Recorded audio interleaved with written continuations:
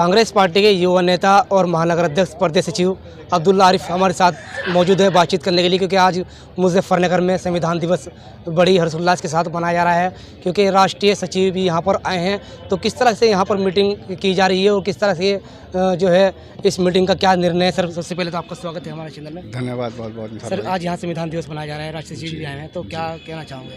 जी, आज बहुत बड़ा दिन है। आज संविधान निर्माता बाबा भीमराव अम्बेडकर जी के आज हमने चित्र पर पुष्पांजलि अर्पित कर और सभी को संविधान दिवस की बधाई देने का काम किया है। और आज संविधान दिवस के रूप में हमारी संगठन की समीक्षा बैठक भी थी पार्टी की, जिसमें आदरणीय और पश्चिमी उत्तर प्रदेश के प्रभारी प्रदीप नरवाल जी यहाँ पर आए थे और उन्होंने 1 बाय 1 सभी लोगों से मुलाकात करी और संगठन पर चर्चा करी। जो भी उचित निर्णय होंगे वो लिए जाएंगे हाईकमान द्वारा। ठीक है सर, 9 सीटों पर चुनाव है उत्तर प्रदेश के अंदर।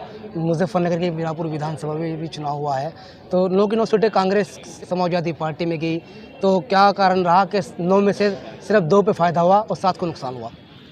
नहीं, ऐसा नहीं है कि कोई हाथ से गई या कुछ भी गई, ये तो शीर्ष नेतृत्व का फैसला था।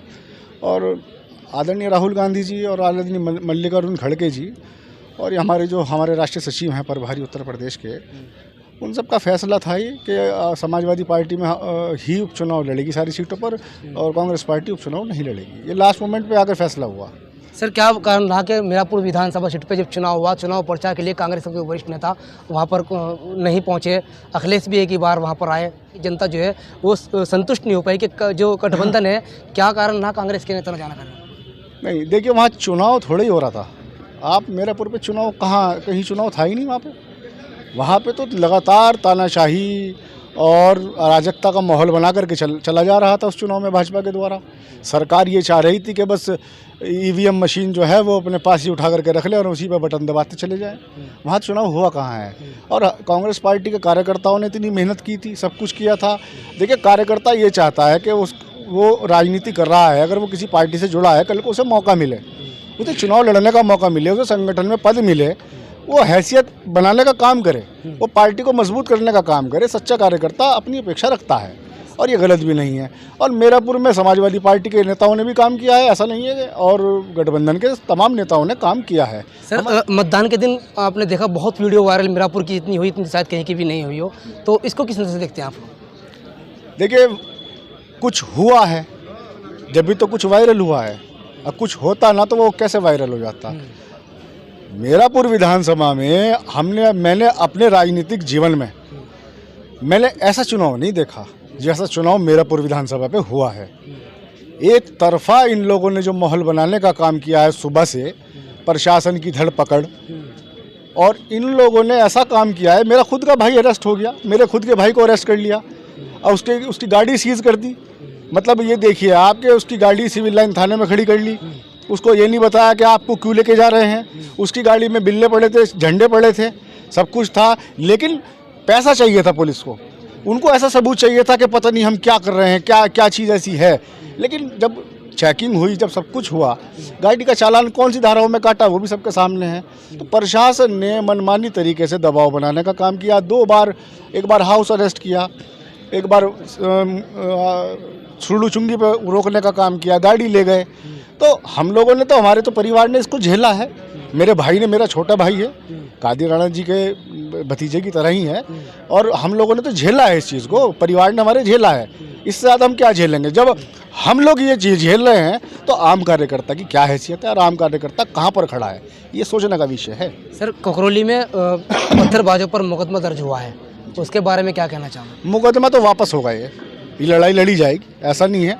मैं तो सलाम करता हूँ उस बहादुर महिला को, वकीला को और तौहीदा को, कि उन्होंने इतना जज्बा पे तो दिखाया कि जिस तरीके से उनके ऊपर बंदूकें तान दी गई थी और ये कह दिया गया था कि चले जाओ नहीं तो गोली मार देंगे, और वो कह रही है कि मैं अपना वोट डालने जा रही हूँ, मेरा अधिकार क्यों छीन रहे हो तुम मुझसे। वो अधिकारों की तो बात कर रही थी, और उन्होंने वहाँ के एसओ ने इस तरीके से बंदूक तानी जैसे कोई महिला अपराधी हो या कोई आतंकवादी हो। इस तरीके से उन्होंने फेस किया। मैं तो सलाम करता हूँ, सलूट करता हूँ इस जज्बे को कि उन महिलाओं ने ऐसा काम किया। हमारी माताएं बहनें ही हैं, लेकिन बहुत अच्छा काम किया उन्होंने। और देखिए, भाजपा लगातार, भाजपा का स्तर गिर रहा है। आप ये देखिए कि वो कोई भी ऐसी चीज़ नहीं छोड़ी, चाहे वो संवैधानिक पदों पर हो, चाहे वो कोई भी चीज़ हो, उनका लगातार स्तर गिरने पर है। कोई सा लेवल कुछ होता है और कोई लेवल कुछ होता है। एएमआईएम के प्रत्याशी लड़े अरशद राणा मीरापुर विधानसभा में चुनाव के बाद बड़ी खुशी जाहिर की उन्होंने। मंत्री जी के साथ भी कुछ वीडियो वायरल आई हुई है, आपने देखी भी होगी। इसमें इस किस तरह से देखते हैं आप लोग? एमआईएम को शुरू से गंभीरता से कभी लेता ही नहीं, और ये जो वोट पड़ा है ये मीरापुर लोगों को उन्होंने ठगने का काम किया है।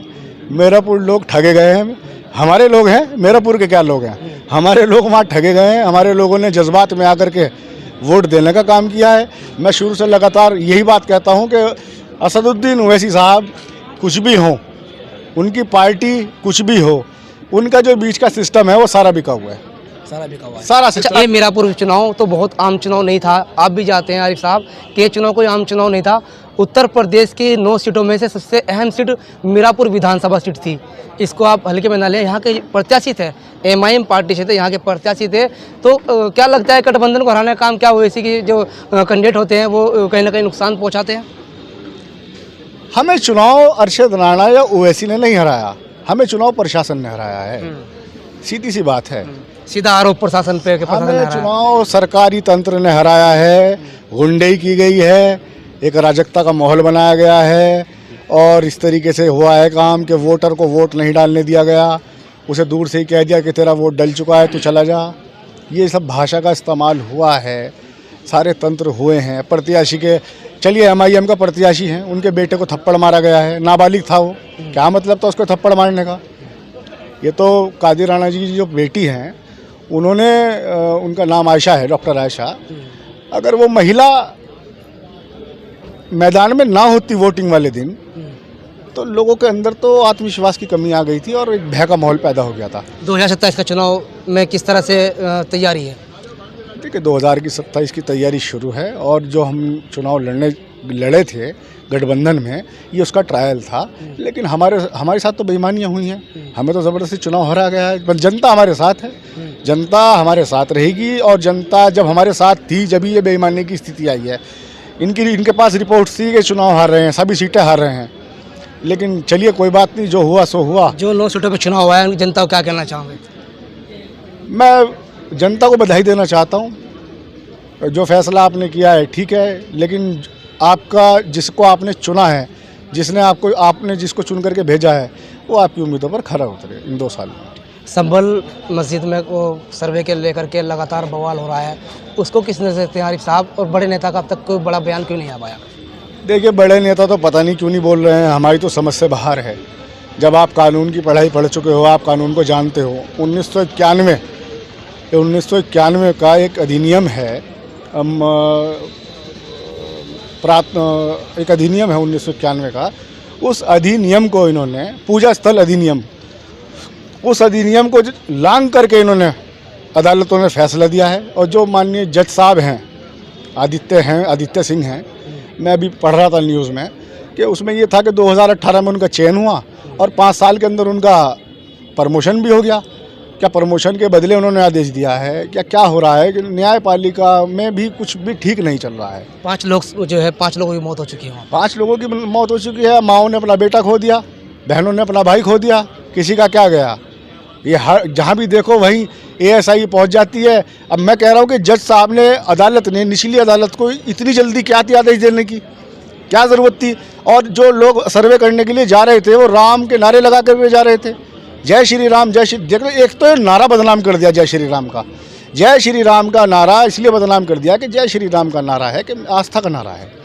इन्होंने उपद्रव में तब्दील कर दिया उस नारे को। अगर हम उपद्रव कर रहे हैं तो हम जय श्री राम का नारा लगा कर करेंगे। इस नारे का भी गलत इस्तेमाल। इससे राष्ट्रीय अध्यक्ष मोहन भागवत ने कुछ टाइम 2-2.5 साल पहले एक बयान दिया था कि कोई भी धर्म स्थल पर इस तरह की वो ना करें कि यहाँ शिवलिंग निकलेगा, किसी मस्जिद को जो पुराने चलती आ रही है उनको ना छेड़ें। तो फिर भी इस तरह से जो है, देखिए भागवत जी बहुत सीनियर हैं और भागवत जी जानते हैं इस देश की नब्ज़ क्या है।